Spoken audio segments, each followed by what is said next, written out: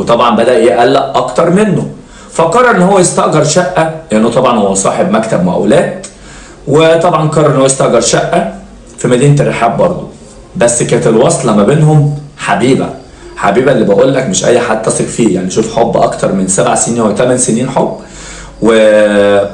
وبنت ناس. لا، حبيبة اشتركت مع باباها و5 كمان من صحاب باباها.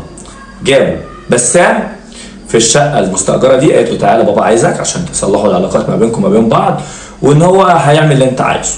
وبالفعل خدته واستدرجته لحد ما وصلته لابوها، اللي طبعا استقبله هو وال5 التانيين، وكانوا مجهزين نفسهم في الشقة ديت، حفروا حفرة كبيرة كده في المطبخ اللي انتوا شايفينها قدامكم دي، وبعد كده طبعا وحطوا فيها.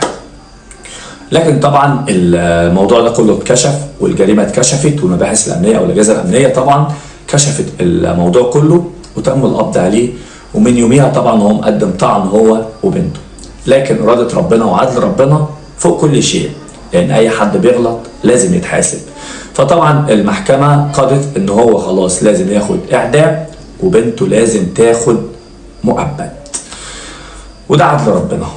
الله يرحم بسام طبعا، اظن كده الحمد لله رجع له حقه، وطبعا اهله اكيد مبسوطين بالكلام ده، فربنا يرحمه ويغفر له ويسامحه.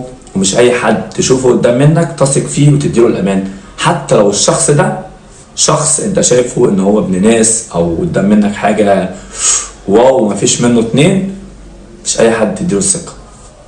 سلام.